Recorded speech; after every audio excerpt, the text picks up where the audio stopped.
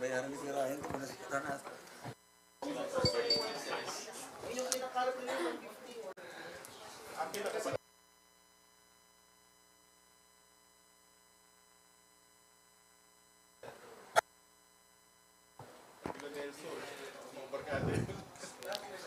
morning, honorable House leaders, ladies and gentlemen. Welcome to our press conference today. I'm Ryan Ponce Pacpaco, and I'll be moderating our event. Today, we are blessed to have two prosecutors from the House, 11-man House Prosecution Panel, and a member also of Young Guns. I'm honored to introduce House Deputy Majority Leader and Iloilo 3rd District Representative Lawrence Defensor, House Assistant Majority Leader and Lanao del Sur 1st District Representative Zia Alonto Adjong, and One Rider Party List Representative Rods Gutierrez. We hope after the press conference, some of your concerns and issues are answered, and they can provide clarity to the issues about the impeachment complaint. So before I call the first reporter who will ask the question, let us allow our honorable guest to give their short opening remarks. Sir Lawrence. Good morning, everyone. Magandang pagkakataon ito na maliwanagan ang ating mga kababayan tungkol sa impeachment complaint na i-file. It was transmitted to the Senate yesterday. And I hope that this will be a good opportunity for evidence to be presented by both sides para matapos na po ang mga aligasyon at mabigyan ng liwanag ang sambayanan. Maraming salamat po. Kong Sia. Well, I'm also blessed to share this table with two of our prosecutors, Congressman Lawrence Defensor and Congressman Rods Gutierrez. Ako po'y nakikiisa sa aking mga kasama po dito sa House of Representatives na ito pong pagkakataon na ito, itong umagang ito, na maliwanag, tama nga yung sinabi po ni Congressman Noel Defensor, maliwanagan at mapag-usapan ang isang bagay na sa ngayon ay pinaka-importanteng issue na ng ating sa publiko at ating sambayanan. So I'm happy to be here with you to join these two prosecutors, and I am looking forward to answering all your questions later on. Maraming pong salamat. Assalamualaikum warahmatullahi ta'ala wabarakatuh. Congrats. Magandang umaga po sa ating lahat. I understand this is a very momentous occasion for everyone, and there will be a lot of questions. It's understandable, and we'd like to take this opportunity to clarify any concerns that you may have. We understand as early as yesterday, with the news breaking out, there was a lot of disinformation, a lot of confusion. And we hope to clarify some of that. Although we'd like to limit, hopefully, to avoid speculation po, no? Mahirap na po yung mga haka-haka. So we'd like to stick to the facts, and we'll do our best po to answer your questions. Thank you for this opportunity po. Thank you, sirs. For today's first question, may call on Tina Panganiban Perez from GMA 7. Good morning po, sirs.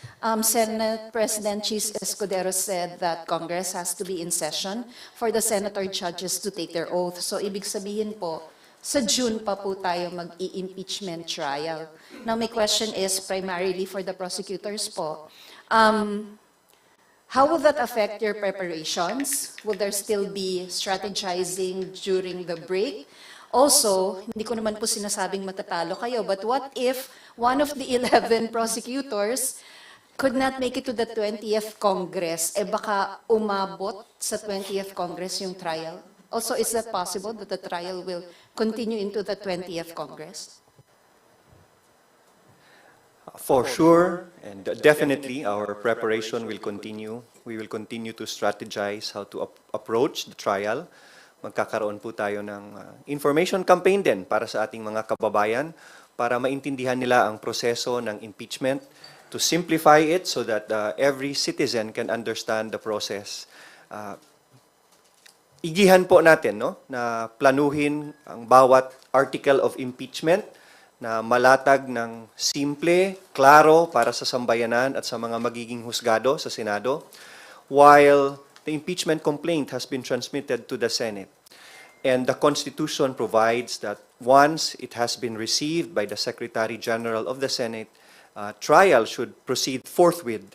We will respect the institution of the Senate, how they will interpret forthwith, no? Kung gaano kaaga nila aktuhan ito, we will respect that. Pero sana matuloy lang ang paglilitis na ito because this is the perfect opportunity for all parties, especially the Vice President. This is the perfect opportunity for her to be given due process, for a chance to lay down the evidence in her favor and to clarify things during the trial. Kung tatanungin po ninyo, kung June na magbubukas at magko-convene ang Senado as an impeachment court at kakapusin ng oras, tatawid po ba ito sa susunod na Kongreso? It's possible, and yes, we will leave it to the Senate and to the rules of the impeachment court because what adjourned yesterday was our legislative calendar. Ibig sabihin, natapos po ang pag-exercise namin ng aming legislative power as Congress and as Senate. And an impeachment process is a sui generis or a class of its own. Kakaiba po itong proseso and it's not part of the legislative process. Nasa Senado po yan, how they interpret that. And since it is not part of the legislative process, pwede po nating sabihin they can convene anytime that they are ready without waiting for session to open on June 2. And since it is not part of the legislative process, their rules may state that it may cross over to the next Congress.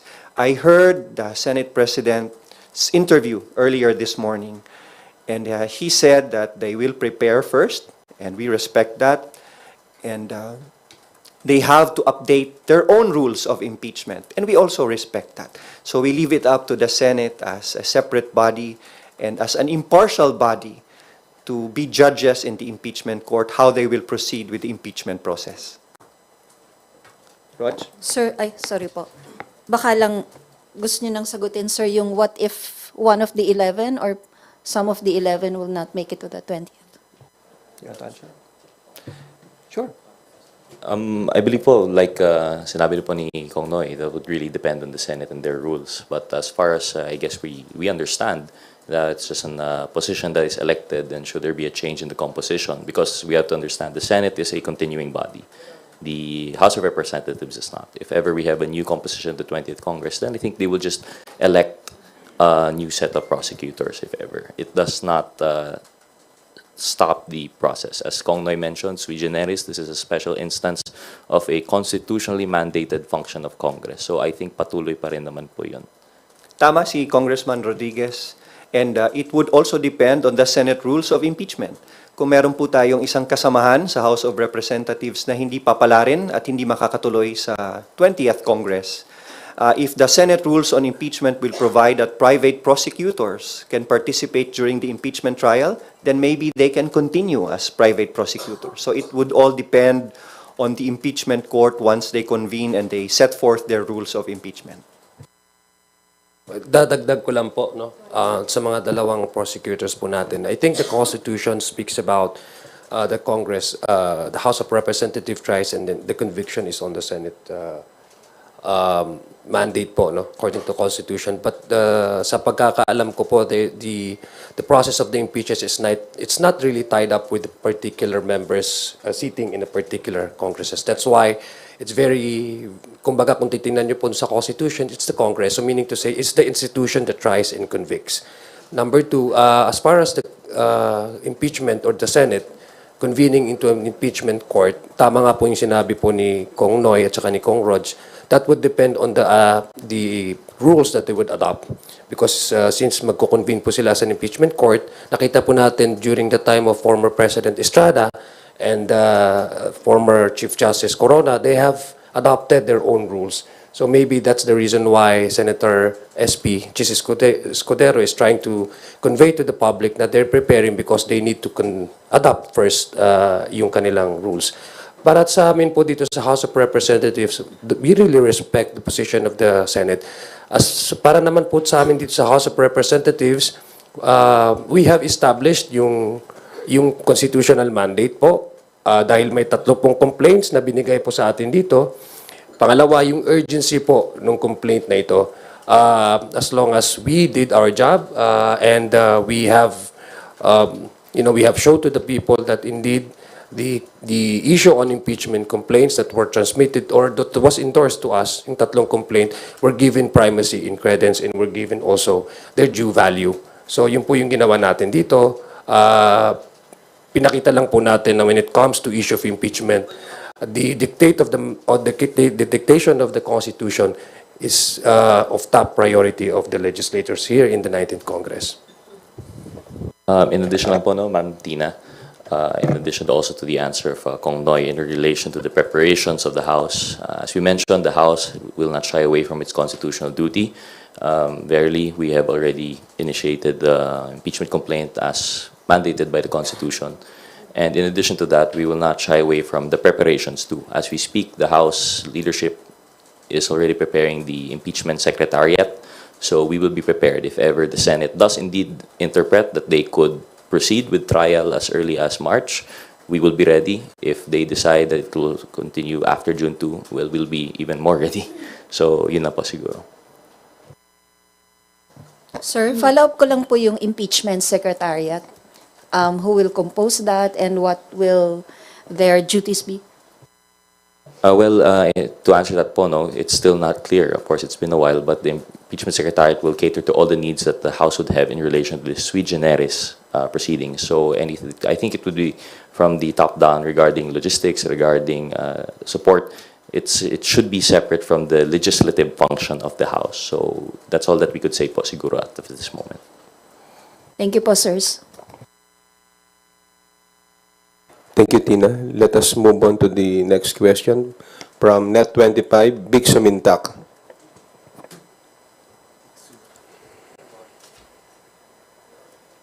Good morning po. Just a quick follow-up lang po. Among the 11 congressmen prosecutors, may we know who will be the lead prosecutors? We leave it to the leadership of the House, who will be the lead prosecutor, and we will respect that. And we're fine with anyone who will be chosen as lead prosecutor.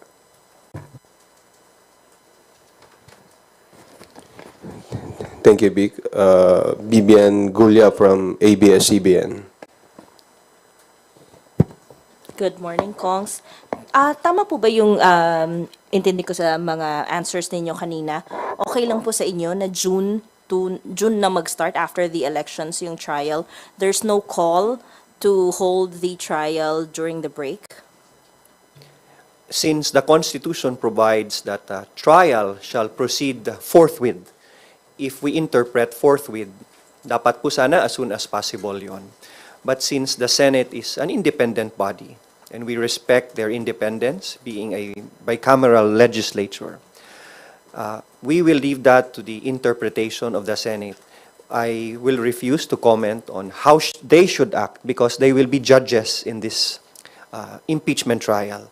And we accord them with the utmost respect and that they should act with utmost impartiality without any influence from the prosecution or from the respondent or the defendant. So, sana po maagapan ang pagsimula kasi the sooner that the evidence can be laid down, the sooner that due process can be exercised, the sooner can the issues pending before us can be resolved. So, sige po, sana po maagahan dahil handa naman ang prosecution team. But, sir, so as you mentioned, it's written in the Constitution that trial should proceed forthwith. But can you point us to a specific rule lang po or part of the Constitution where it states that the Senate can hold the trial even when Congress is on break po? When you say forthwith, hindi nakasabi doon kung saan sa konstitusyon na pwede may break. Every year before session opens, every legislative congress, kunyari 19th Congress, the Senate Secretariat and the House Secretariat together with the duly elected Speaker, inuupuan muna nila yung legislative calendar for that year. While it's not clear whether we can proceed with the impeachment trial during the break, We said earlier that the impeachment trial is a sui generis, o kakaibang proseso po ito. It's a class of its own. And it is not bound by the legislative calendar. It's purely a political question on how Senate would proceed with it. So, yan po ang sagot dyan, no? Hindi po nakatali yan sa black and white, and we will see how the Senate would react on and act on the impeachment complaint. Sir, baka lang din po meron kayong comment dun sa sinabi ni SP Cheese na unfair na madaliin sila dahil 2 buwan daw po inupuan ng House ang impeachment complaints.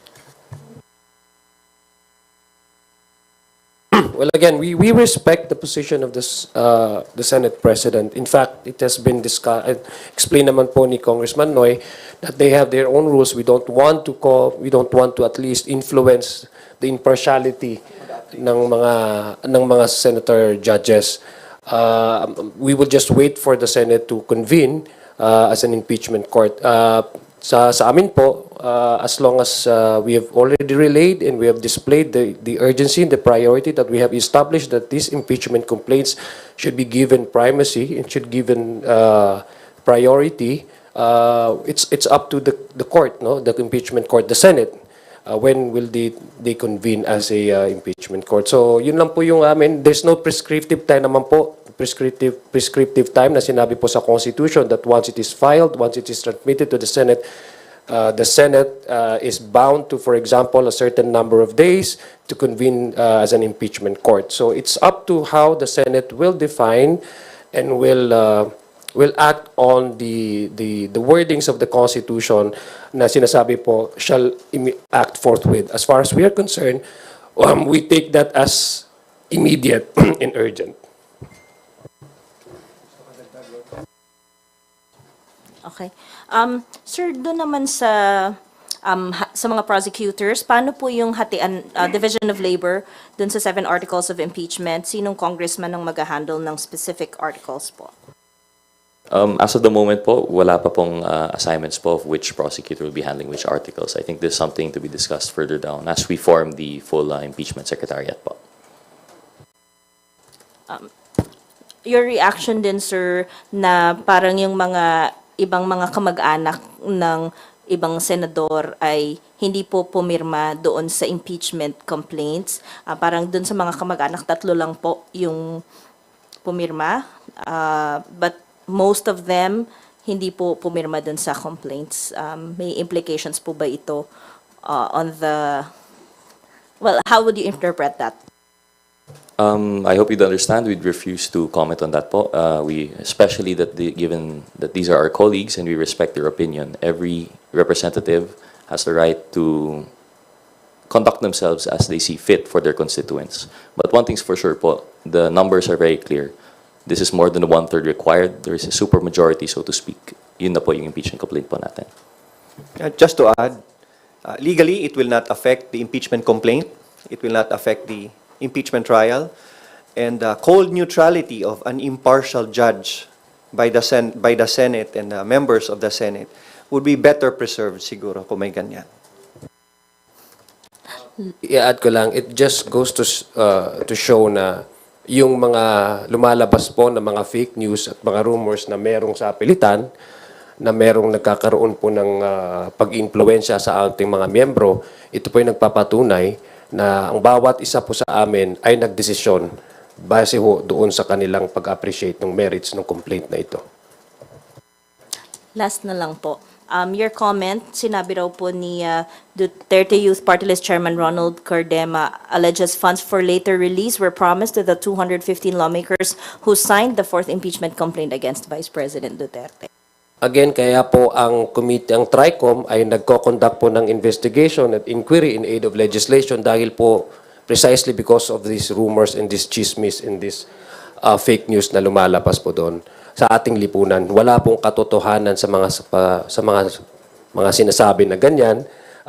We would like to again to focus on the impeachment complaint. Ito po ay diversionary tactic na ginagawa po ng mga tao o grupo na ina-assail po nila yung integrity ng House, yung merits nung kaso o nung complaint na ipinasa po natin, tinransmit po natin sa Senate. Gusto ko lang pong ipaabot sa ating mga kababayan na we should be focused on the complaints, on the articles of impeachment. Wag tayo magpapadala at maniniwala sa mga diversionary tactics na ginagawa po ng ilang grupo po. Kaya nga po tayo inaagaran natin na magkaroon po ng batas para ma-regulate po natin at mabigyan sa solusyon itong mga fake news po na lumalabas, disinformation, malinformation, and misinformation po na lumalaganap sa ating lipunan. Isa na po itong mga balitang ganito. Thank you. Next question, Krisa Subing-Subing from Inquirer. Go ahead. Hi sir, slightly different question naman po. Can you give us an inside story po on how the votes were mustered yesterday? Kailan po nakuha ng mga mambabatas po yung or kailan kinonsolidate, kailan binuo yung fourth complaint, and paano po nag-gather ng support to endorse the complaint? Well, admittedly, this is a long time coming po, no? Each congressman, although there was no talk of impeachment, they have already formed their own opinions from the hearings of the Quadcom and the Good Government committees. And I guess this was, accumulated into the first three impeachment complaints po, no? But the first three did not gather consensus, it did not gather momentum needed. And while the most congressmen, especially the members of the Justice Committee, were eagerly awaiting po to fulfill our mandate by hearing it in the Justice Committee, I believe the party leaders po have already thought of finding consensus between the three. So they took the best parts, took out the parts that they feel were not agreeable to other members, and that was what was presented. And finally, yesterday, it resulted in the impeachment po, the initiation of the complaint. There were party consultations, and considering that there were three previous impeachment complaints filed, nakabuo ng mas matatag at mas klarong impeachment complaint na nakakuha ng suporta at kumpiyansa ng mga congressmen. That is why with this fourth impeachment complaint, which is clearer, where the evidence is presented in a stronger manner, it gave confidence to more than 200 or 215 congressmen to act as complainants in this impeachment complaint. So unti-unti pong nabuo at getting the best of the three previous impeachment complaints, as earlier said by Kong Rog. Idagdag ko lang po, no? Simula po nung tumanggap po tayo ng mga complaints, 3 pong complaints ito, impeachment complaints, wala pong choice ang miyembro ng House of Representatives kundi bigyan po ng pansin itong complaints na ito because it now borders our constitutional mandate. It's a question of whether we act based on our constitutional mandate na mabigyan pong pansin itong complaints na ito. Number 2, ang alam ko po hindi lang 215. Meron din pong mga miyembro na nag-submit po ng kanilang mga signatures, no?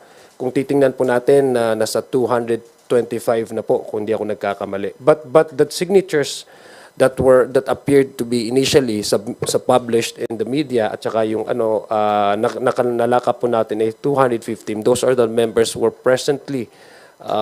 physically present during yesterday's filing of the fourth complaint. Meron din pong abot ng kanilang suporta or sa complaint na ito. Although I don't know how they would be able to be included in as complainants to amend the 215 to make it the 225 kung di ako nagkakamali. But that would depend on, I guess, on the court, on the Senate acting as impeachment court, whether they would allow such amendment to the complaints, number of complainants. May follow-up lang po. Sir, kailan po nag-start yung mga party consultations po on consolidating the fourth complaint, impeachment complaint po? And does that mean that essentially the congressmen have already made up their minds even though President Marcos himself has signaled na ayaw niya pong ituloy yung impeachment process because madideprioritize yung mga priorities ng Marcos administration? We thank the President for respecting the separation of powers and respecting the independence of Congress. And we also respect the decision of the Executive Department. As far as party consultations are concerned, it's been ongoing since the first impeachment complaint has been filed. Internally, depende sa partido. Depende sa kanilang approach kung magtatanong sila internally kung may pabor ba sa impeachment, ano ang klase ng articles of impeachment ang nakakarapat. That is why nabuo itong fourth impeachment complaint where there is a consensus of more than 200 members who signed kasi mas malinaw itong impeachment complaint at mas matatag ang paglatag ng mga articles of impeachment.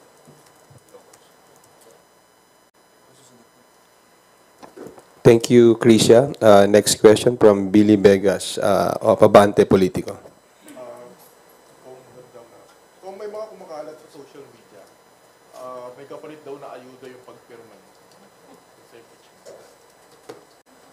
Well, as you mentioned po earlier, no, that's why we held this press conference because we understand with the events of yesterday, a lot of misinformation and disinformation will be spreading around. Categorically, we're going to, I don't know, it actually dignifies this answer, but we're going to have to categorically deny such allegations in the same way deny yung allegations po from the chairman ba yun, ng may FLR. This was an independent action. We believe that's done faithfully and truthfully by each member, that they signified their intention and support of the impeachment complaint based on the merits of the case and nothing more. Yun lang po siguro.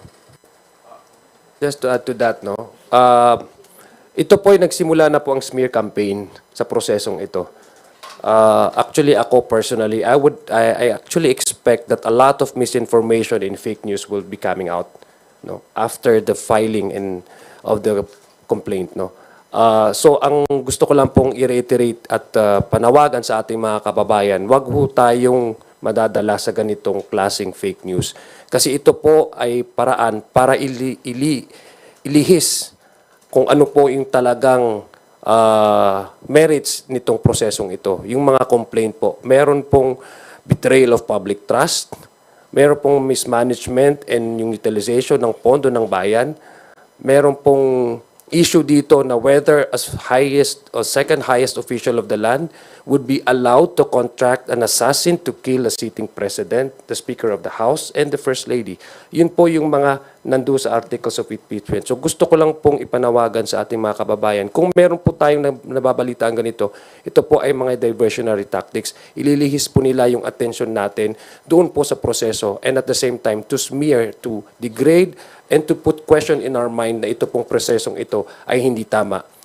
Yun po ang gusto nilang ma-achieve sa mga ganitong fake news at misinformation na lumalabas. Kung I understand kung babanatan kayo ng mga critics, kaya lang meron kasing post dito si Congressman Lord Suwan.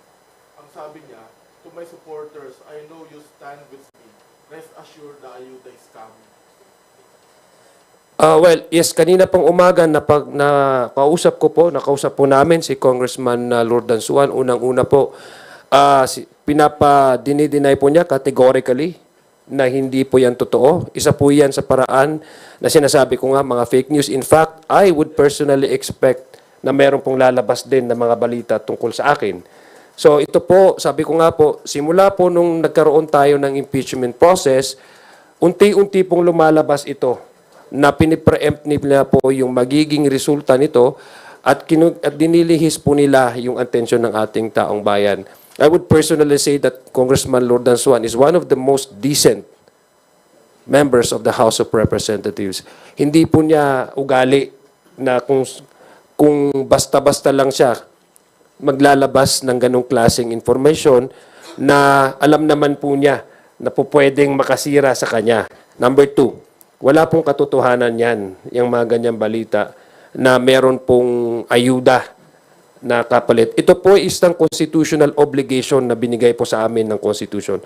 Hindi lang ho ito prerogative, hindi ho ito discretionary power. Ito po ay mandato at obligasyon ng bawat isang miyembro ng Kongresong ito para ipaabot sa Senado na kung meron mang hindi magandang gawain ng isang opisyalis specified under the Constitution, the President, the Vice President, Ombudsman, Chief, mga Justices of the Supreme Court, COMELEC, Andun po, enumerated po yung mga official na to. Kung meron pong complaint galing sa ating taong bayan, remember, 3 complaint po ito, wala pong choice ang membro ng House of Representatives but to hear and make sure that these complaints will see the light of the day. May dagdag lang po, no? And this is setting aside yung impeachment issue po muna. I'm speaking not as a prosecutor, but as a member of the TRICOM. As mentioned by Kong Zia, this just highlights the importance of the hearings that we are conducting there. This is a prime example of how misinformation and fake news are used not only to disrupt the personal lives, but the public functions of our government now. So I hope that yung sa ating mga kababayan, we continue to be vigilant and to really double check and fact check po, no, all of these informations coming out. Kasi lumalabas po, fake statement, fake page. Yun lang naman po. Idadagdag ko lang po sa mga fake news peddlers, ha. Tatayuan po namin ang obligasyon namin at mandato po binigay sa amin ng Constitution, no matter what you do. Maybe this is a good time also to thank kaya magtulungan po tayo to maintain integrity in media, maintain integrity in journalism, because you will be our partners in transparency and in accountability.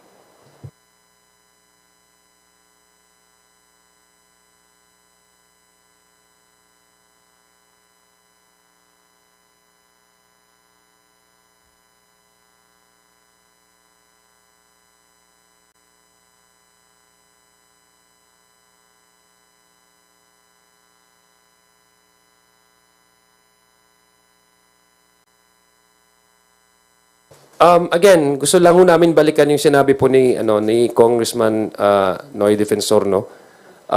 We respect the timeline of the Senate. We respect their decision when they will convert the institution into an impeachment court. But we also expect these senator judges, to be impartial. Likewise, I just echo the statement of Kong Zia that we trust and believe in our center judges, and that we trust that they would maintain that cold neutrality that would be required to properly and faithfully dispense with their functions as senator judges po. Thank you. Rosalie Cas from UNTV, you're recognized. Good morning, Kongs. Magduel lang po ako dun sa timing. Bakit po itiniming yung pong endorsement ng more than 1/3 ng House members ng 4th impeachment complaint? At ito nga po yung sinasabi ni SP Cheese na hindi pwede sa kanilang isisi yung pag-aksyon sa impeachment complaint dahil last session day nyo po in-endorse yun pong 4th impeachment complaint. As one of the prosecutors, I won't point fingers to anyone. Na-transmit na namin sa Senado at we won't put pressure on the senator judges, and we won't put pressure on the Senate to convene as an impeachment court. It's just that the Constitution provides for the trial shall proceed forthwith. And ganun lang po, kasimple para sa amin as part of the prosecution. And that's what's stated in the Constitution, and we're not saying na minamadali namin sila. So, ibig sabihin po, wala rin kayong anumang plano to compel the Senate, for example, maghain ng mandamo sa SC? I have no idea of that move on the part of the House of Representatives. At personally, kahit ako, hindi ko gagawin yon to force the Senate. Rog, do you want to say something? Well, no, I only have to agree. This is we can't speak for everyone, but I think everyone would agree. This is something that we will absolutely not do. We respect the Senate. Although we have the constitutional mandate to initiate the impeachment, the trial itself is a mandate of the Senate, and we respect that. And we look forward to the release of the rules po and how they will go about it. Another question po. Total nababanggit nyo naman rin po yung diversionary tactics, pero one of your colleagues, si Representative Ungab, said diversion daw po from the real issue, the 2025 budget controversies, yung impeachment versus VP Duterte. Ano po yung take nyo dito? And sabi niya rin po ay futile exercise na raw po dahil when Congress resumes on June 2, 6 session days na lang po ang meron at sinedya na po on June 13.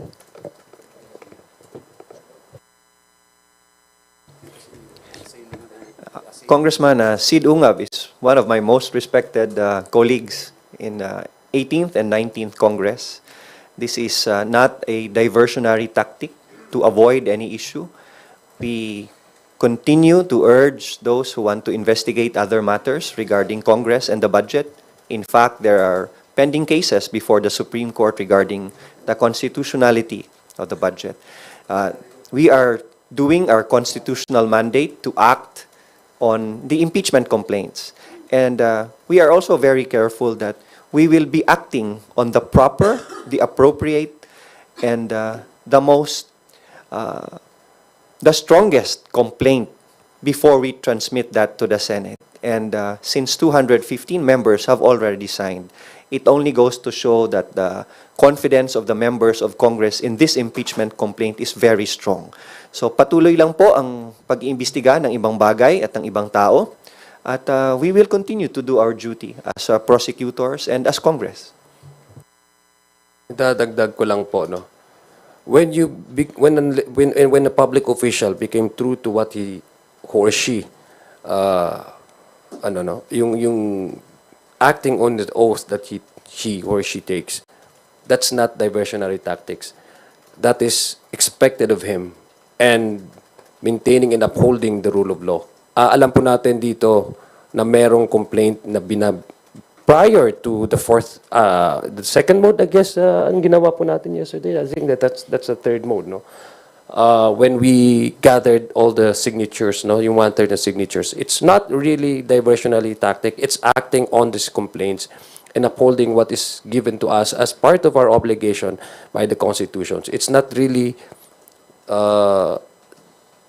We should not be faulting anybody or any members of the House of Representatives to be true to what he took as oath of office, to be true to the Constitution and to act on what the Constitution expects of him or her when there's a valid complaint submitted before the House as far as impeachment of these highest or high officials enumerated under the Constitution is concerned.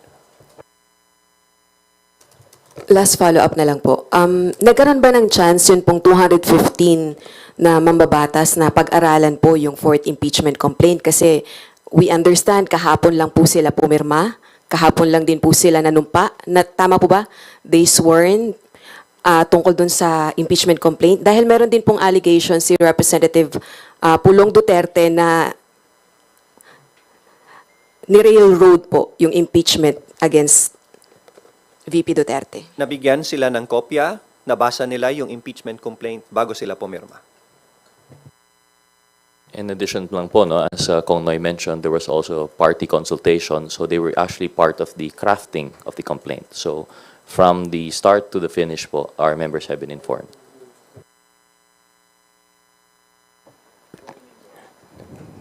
Gusto lang po natin emphasize, no, 215 members of the House are the complainants. So wala pong, ito pong proseso na ito ay nandyan po sa ating saligang batas. Hindi po railroading. That's just what is one of the ways on how to forward the impeachment to the Senate. No, wala pong railroading. It's laid down in the House in the Constitution that once you secured a 1/3 of complainants from the membership of the House of Representatives, then it goes directly to the plenary.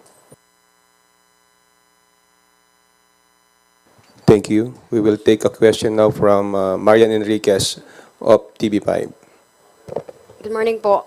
Follow-up lang po ko dun sa questions nila Ate Rose and Ate Vivian regarding nga po sa statement ni Senate President Jesus Cordero na yun nga, medyo unfair daw na 2 buwan po nating inupuan dito sa Kamara. Ito po nga mga impeachment complaints. So I just wonder po, what really happened doon sa 2 buwan po ng, since December may party consultations, I understand, and hindi nyo naman po minamadali no, kung kailan po sila magko-convene and understandably June pa kasi may session. Pero wala po ba kayong regrets na tutuluyan din naman po palang i-impeach si VP Sara, pinaabot niyo po sa last session? Were there any regrets? What happened po really? Like, naka-apekto rin po ba? Ano yung influence, of course, of the president, may mga considerations like the elections, the campaign. Baka pwede po kayo mag-share ng sentiment niyo. No regrets because we filed the best impeachment complaint there is.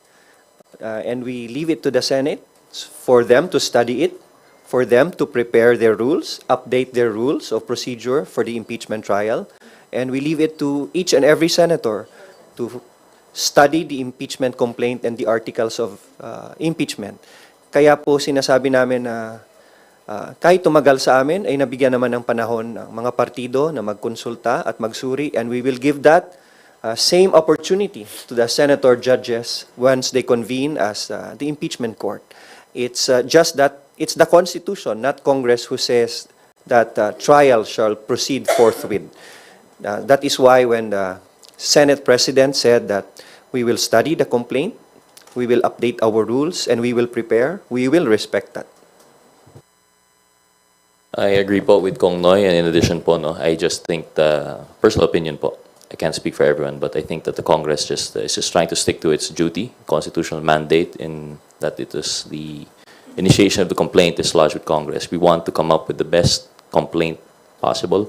The timing, I guess, would be not irrelevant po, no? It would be coincidence. It's not deliberate. So we've just taken the most time that we have. It is really a process of consensus building and coming up with the best complaint possible. So any insinuations of deliberate timing, I think, would just be a coincidence po. Sa akin lang, I'm not part of the prosecution, pero no regrets. We're simply ready.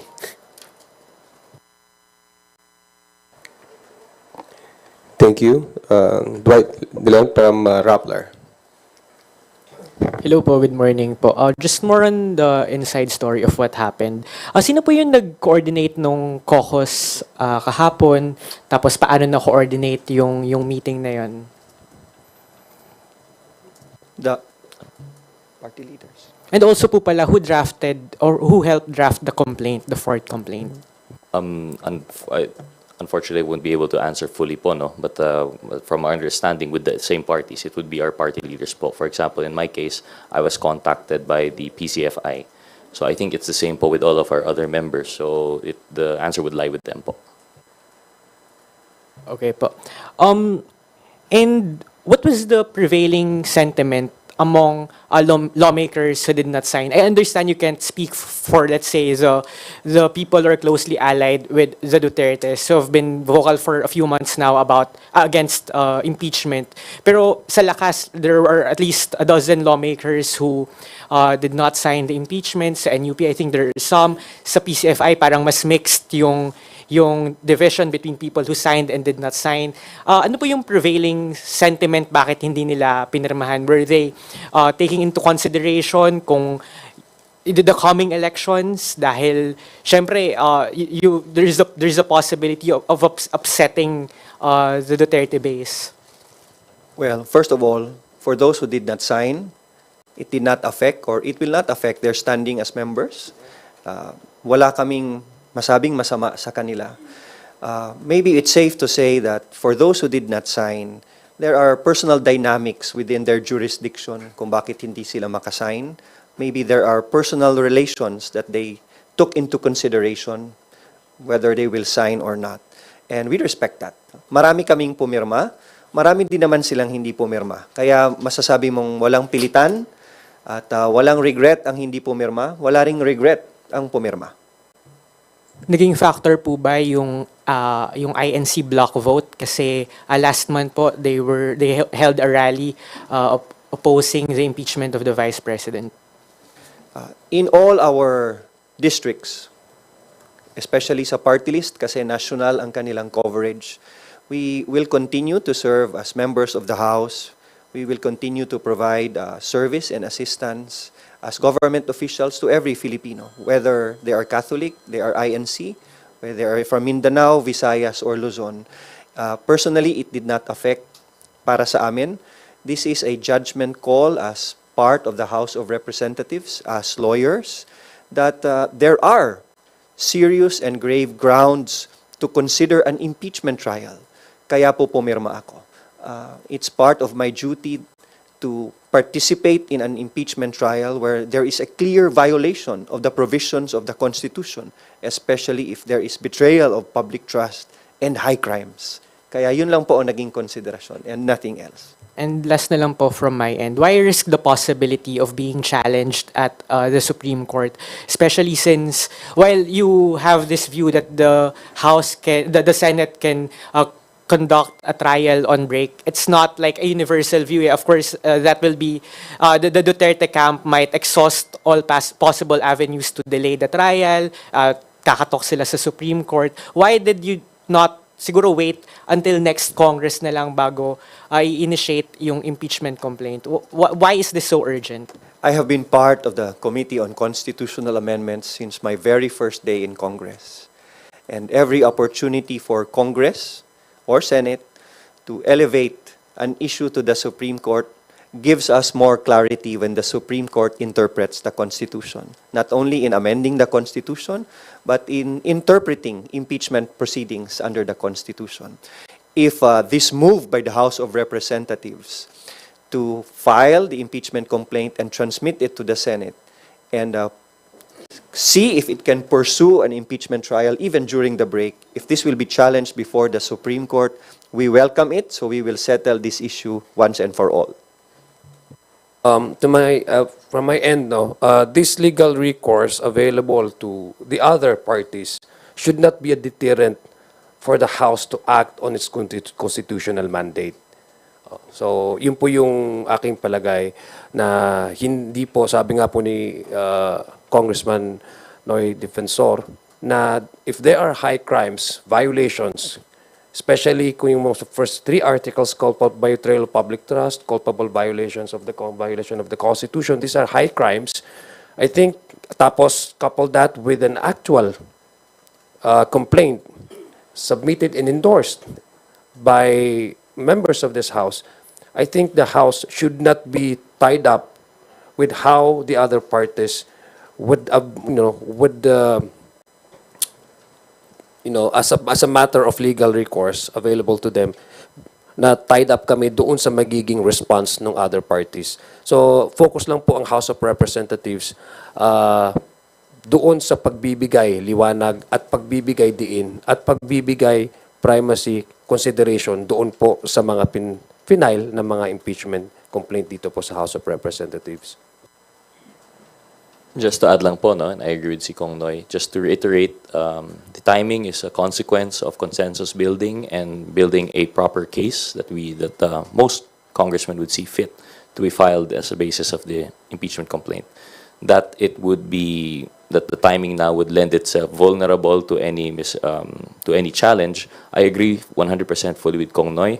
We have to pursue our constitutional mandate to file this complaint, and we eagerly anticipate any clarification that the Supreme Court may provide on this matter. Thank you po. Thank you. Yanes Kapanti from GMA Online. You have the floor for your question.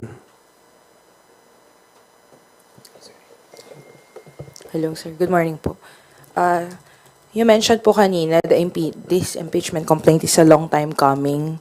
So, would you say that this impeachment of the Vice President is a logical conclusion given what you've discovered during the House inquiry?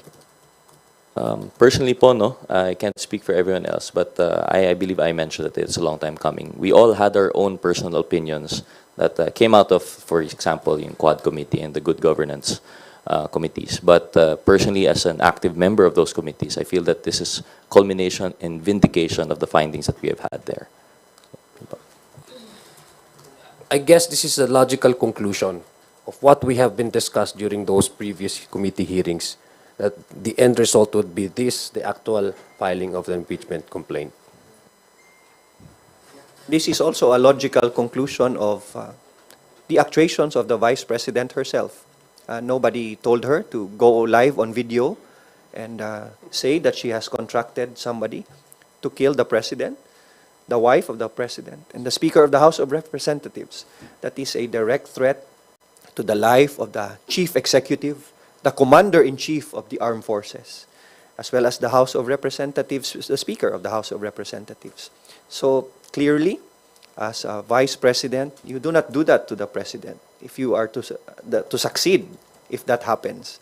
This is clearly a betrayal of public trust and a high crime as considered by the framers of the Constitution. Mabigat po ito. This is a grave and serious offense to the Constitution. Follow-up, sir. Balikan ko lang yung sa sinabi ni Senate President Escudero kasi pinoint out niya na you took time in deciding on the impeachment. As far as you're concerned, kailangan bang kumilos ng Senado at the same pace of the House of Representatives when you have different functions? I mean, the House clearly is for the prosecution and the Senate is for trial, and then he compares it with you. I mean, yun ang kanyang indication na why would they move why would they move quickly when you took time, when you have do you think it's a logical comparison given you have different mandates in this case? Yeah, you're right. It's not comparable. As a lawyer, we always follow the court, we always follow the judge. If the judge will reset your case next week or next month for hearing, you follow that. Diba? And we will do that with the Senate. If the Senate says that we will convene at this hour, at this day, as lawyers for the prosecution, we will follow that. And we will respect that.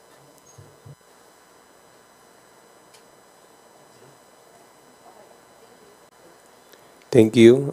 Tina Pangaliban Perez from GMA7. Sir, additional question lang po from my office. Just in case po, kasi we know naman in the rules that prosecutors are elected by the body. So, ano po yung criteria na ginamit po ninyo, and will those same criteria be adopted in the 20th Congress? Well, we can't really speak for the criteria. It's in general. I think it's not an exact criteria po, no? Kasi wala naman po sa rules, wala sa Constitution. But as you can see, they've selected congressmen with relevant experience po. I think the first and the most obvious would be being members of the bar. And how it's, like I mentioned, it's not an exact criteria. It's just how we were elected. And sorry, may we hear the second part of the question po ulit? Is this the consequence of the 20th Congress? If same will be adopted in the 20th? Well, it would really depend. I don't think it could be the same. It would depend on the 20th Congress. If there is a new composition, and if ever there will now be criteria in the rules, then that would be followed. But there's no assurance po that there would be the same process po now. Sir, of the 11, did anyone volunteer to be a prosecutor?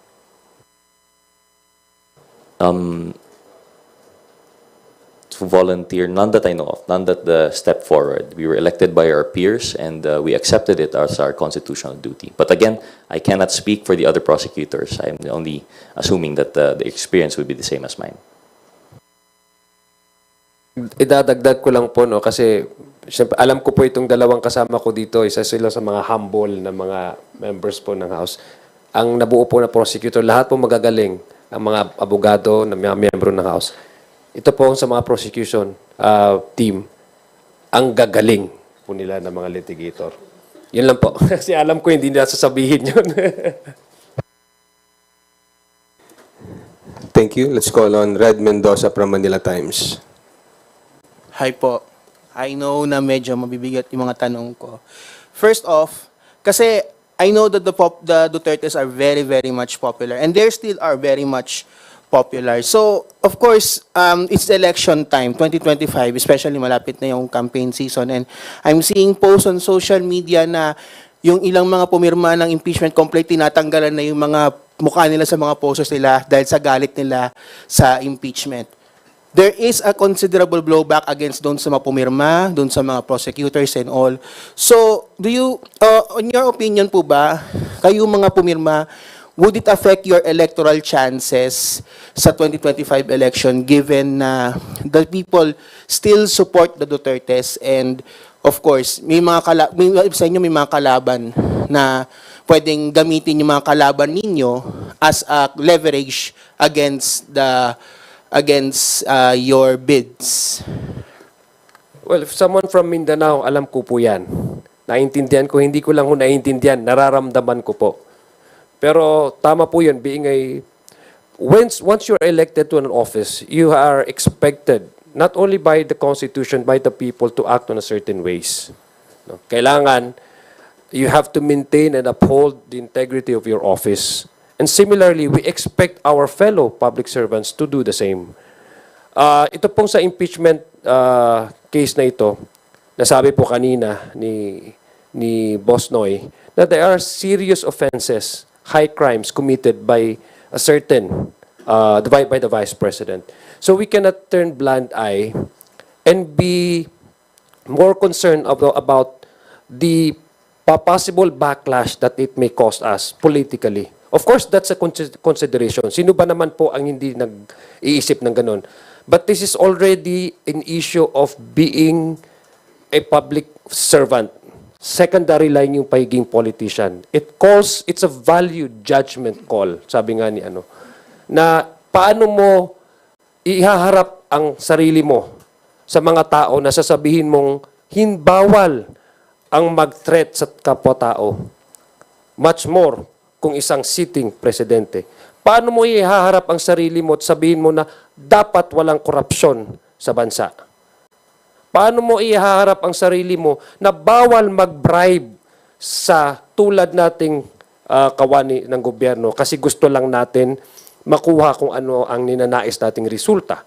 Paano natin ihaharap ang sarili natin sa ating taong bayan na sasabihin mong kung ang mandated na isang ahensya ang magbigay at mag-audit tapos binigyan ng mandato ng isang konstitusyon ang isang ahensya para kunin ito at suriin kung paano ginasta ang taong bayan, sabihin mong sabihin mong dapat i-uphold yun, paano namin iharap? Ako lang, I'm not speaking for the entire membership of the House. Paano ko iharap ang sarili ko sa aking mga botante? If I turn a blind eye and just simply concern myself with the possible popularity that I may get if I associate myself with who is popular and who has the tendency or the capacity to give me votes in the election.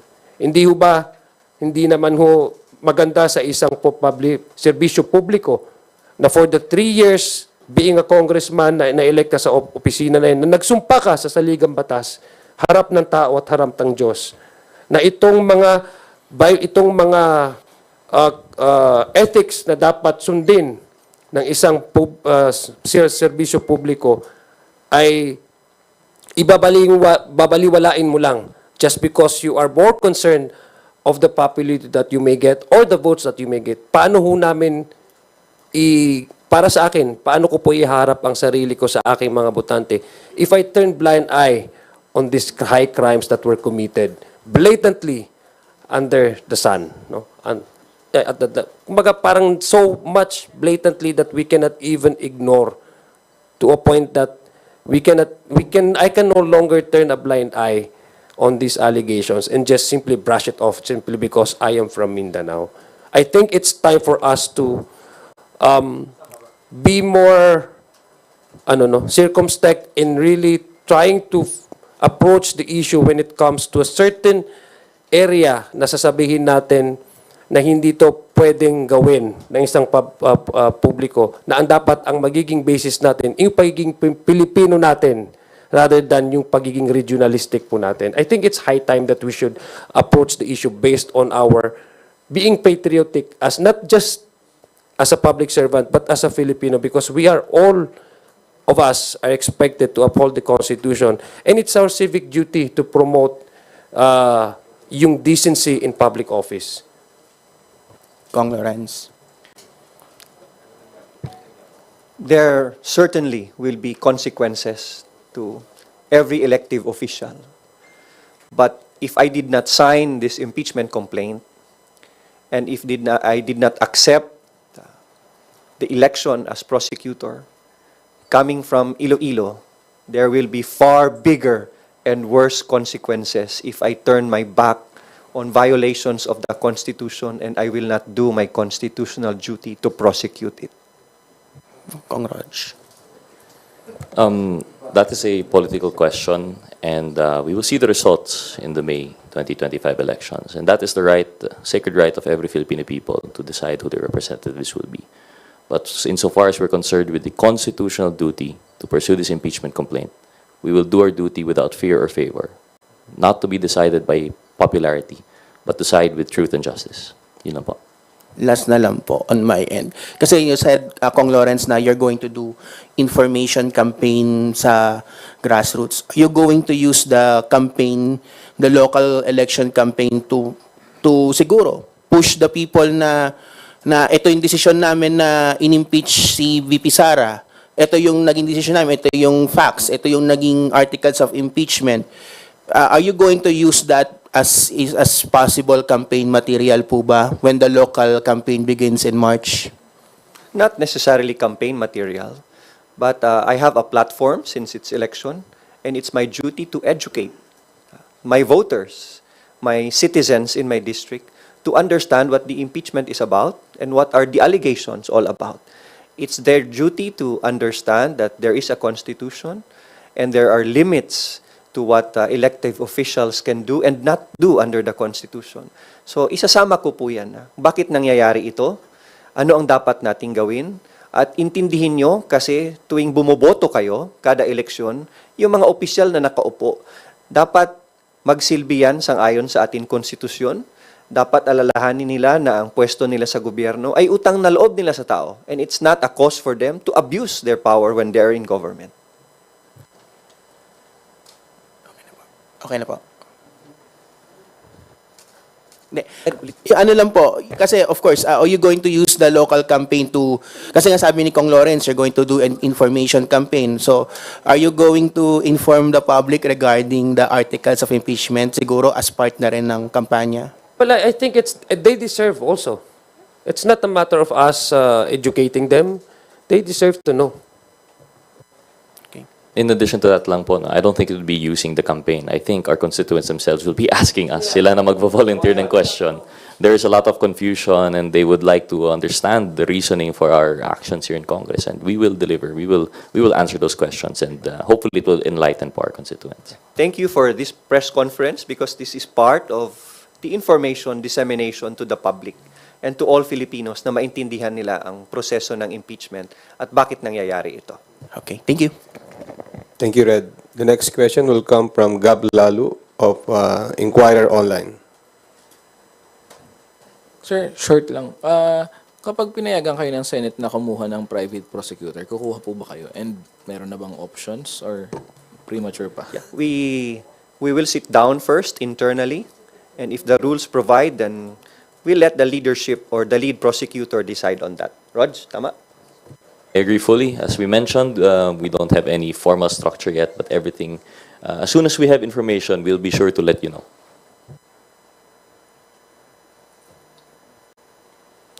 Thank you, Gab. Lines Capanti from GMA Online.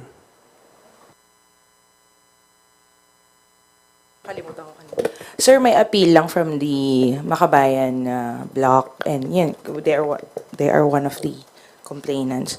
Mag-consider ba kayo hiring private prosecutor from the ranks of the complainants? Not necessarily yung Makabayan lang, pati basta yung tatlong grupo na yun. There are lawyers in their ranks. Are they being considered as part of the prosecution team bilang private prosecutors? We can't speak for the wisdom of the lead prosecutor, seeing as no one has designated yet. But we won't say no to anything po. We can't decide yet now, and should we have more information, we'll let you know po. Personally, we are open to welcoming more prosecutors, especially from the private complainants. Yes. Just to add to that, no, of course, the prosecution team wants to see, wants to see, kasi kaya nga may impeachment tayo because that's actually what the prosecution wants to see, di ba? A conviction. So if it it will reinforces, no, yung strength ng prosecution, then I don't see any reason why there shouldn't be any other additional, no, private lawyers. But again, that would be discussed and that would be decided by the prosecution team internally. And with the leadership, of course. Sir, ano lang pahabol, may humabol pa ba sa 215? As mentioned by Congressman Zia, I believe that some congressmen have signified their intent to add themselves as complainants. I forgot the number, but I think it was 225 na po. 24. So 239 as of now in counting. But as Kong Noy mentioned, the decision of whether or not they would be allowed to be, amended into the complaint as additional complainants would depend on the rules of the Senate when they release the rules for impeachment. So it would depend there. But as it stands, with 215 complainants, which is more than 1/3 required, the impeachment is sufficient naman po in form and substance, we believe. Dadagdag ko lang yung 1/3 na vote based on the actual membership. Na 306 ata yung members, no? So that's 102. So it's more than the required number of signatures for the plenary to act on the impeachment complaint directly to the plenary. Sirs, meron lang dalawang phone-in questions from Earl Tobias of IBC News. One of the grounds for impeachment, Article 5, says the respondent committed high crimes, including the high crime or murder. Paano po nagsimulang mabuo ito at paano ang magiging paglalatag ng ebidensya? I hope you understand that we wouldn't be ready to talk about this in detail, given that this would be an active case and we would be preparing for it. But in general, po, Article 5 in relation to respondent committed other crimes, including the high crimes of murder and conspiracy to commit murder, is in relation to extrajudicial killings, po. Thank you. Another phone-in question from Kenneth Basilio of Business World. Would President Marcos be calling for a special session to allow the Senate to start BP Duterte's impeachment? We cannot speak for the President. We cannot speak for the Executive Department. And we respect the separation of powers. We even respect our separation with the Senate as the prosecution and as senator judges. So we won't speak on that. Oh, okay. Sandro Ochoa from Billionaire TV. Okay. Hindi, ito nga. Follow up na lang. Hindi, before you pala, sorry. Krisa Subing from Inquirer. Nawala eh. Sir, sorry. How confident po ba yung prosecution team na you'll get a conviction po? We're very confident. In fact, 215 already signed. So it means that the impeachment complaint is very strong. And the arguments for the articles of impeachment is based and grounded on solid evidence that would secure a conviction. Krisha? Most of the members po ng prosecution panel po, I noticed are neophyte lawmakers po. And in contrast, yung mga posibleng maging senator judges, for example, Lauren Legarda, she has seen 2 previous impeachments. So, can you talk about strategy on facing the future senator judges po? We won't tell you our strategy, that's for sure.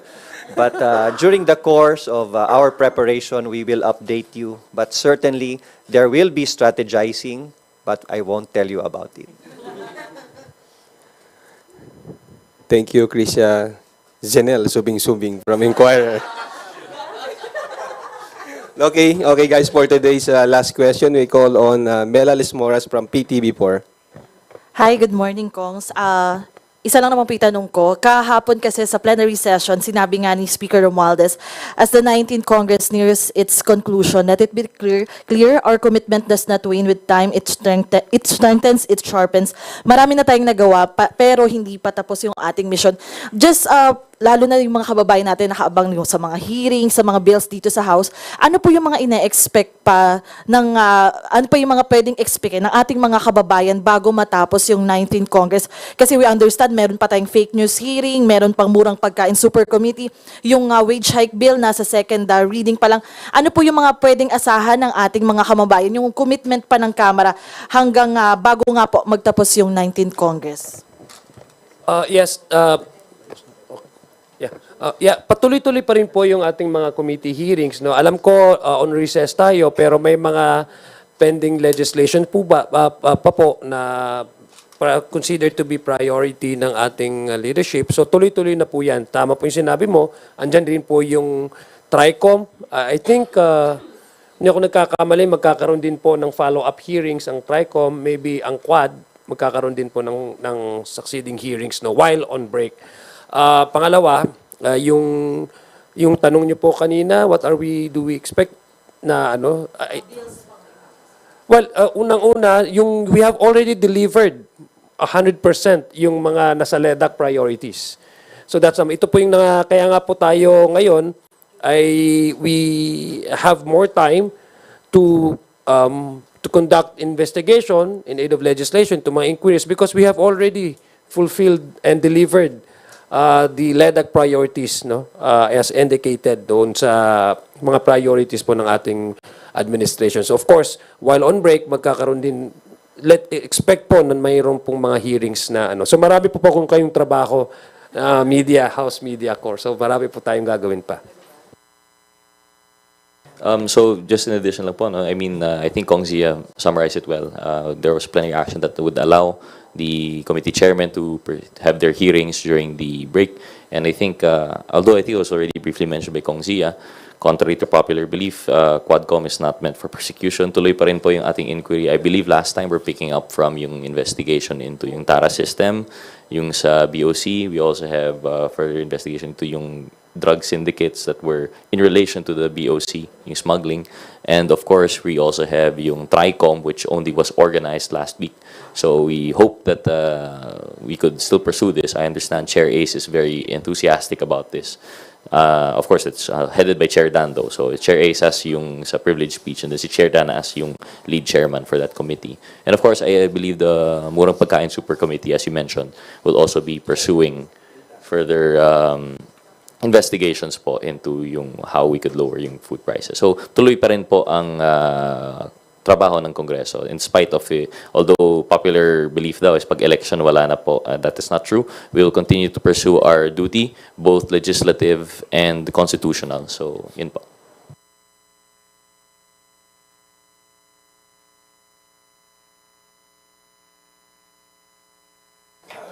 Thank you. Before we conclude our press conference, we invite our honorable House leaders to give their short closing remarks. Maraming salamat po sa pagkakataong binigay niyo sa amin, magbigay ng liwanag tungkol sa impeachment complaint na nakatransmit ngayon sa Senado. At makakaasa po kayo that we will be models of statesmanship in the conduct of this impeachment trial, and we will be as transparent as possible, and we will accord due process to all parties so that they will be given a fair trial so that justice can be served for the Filipino people. Maraming salamat po. Likewise, thank you po sa inyo, our friends in the media. I understand there were a lot of questions and I'm sure there are more questions. Hindi pa namin masagot lahat. We will try to fulfill our duties and mandate faithfully, and once we have more information that we could share, we will be more than willing po to let you know. So we'll keep you updated and we hope to have more of this. Thank you very much po. Para po sa akin, maraming salamat po sa ating mga media friends sa pagkakataon ito. Naliwanagan po yung mga gusto nyong maliwanagan.